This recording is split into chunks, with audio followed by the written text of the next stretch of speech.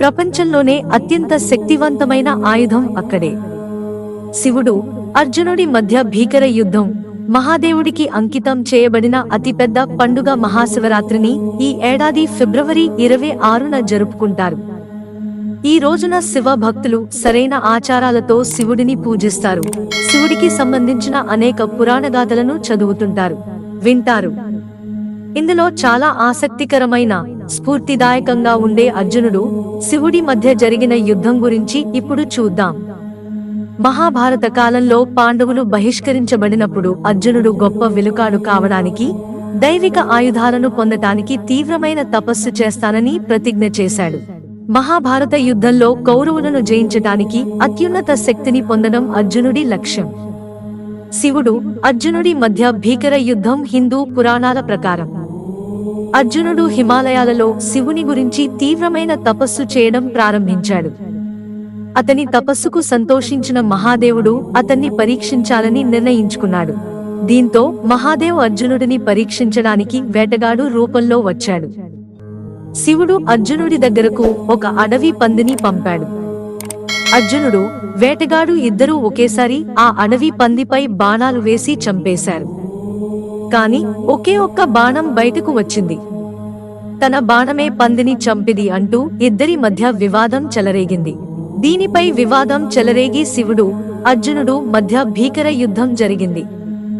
అర్జునుడు సత్యాన్ని గ్రహించాడు. అర్జునుడి బాణాలు ముగిశాయి.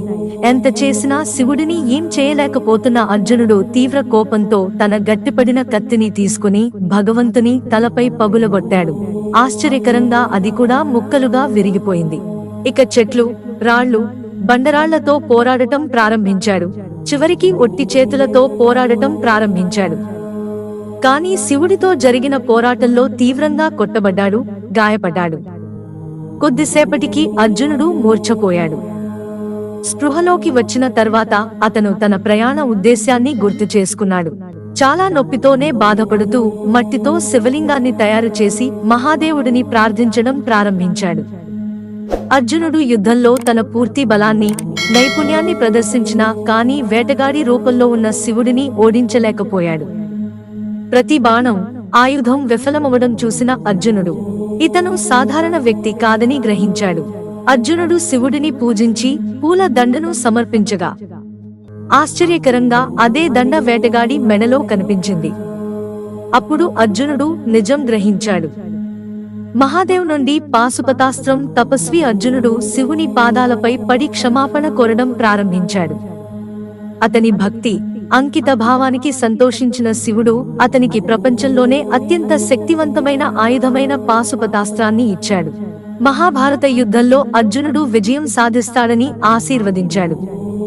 ప్రాముఖ్యత. శివుడు అర్జునుడి మధ్య జరిగిన యుద్ధానికి సంబంధించిన ఈ కథ అర్జునుడి తపస్సు, అంకిత భావాన్ని వర్ణించడమే కాకుండా నిజమైన భక్తి, శరణాగతితో ఉంటే దేవుడే భక్తుడిని పరీక్షించి అతని సామర్థ్యానికి అనుగుణంగా శక్తిని, ఆశీర్వాదాలను ఇస్తాడని కూడా బోధిస్తుంది.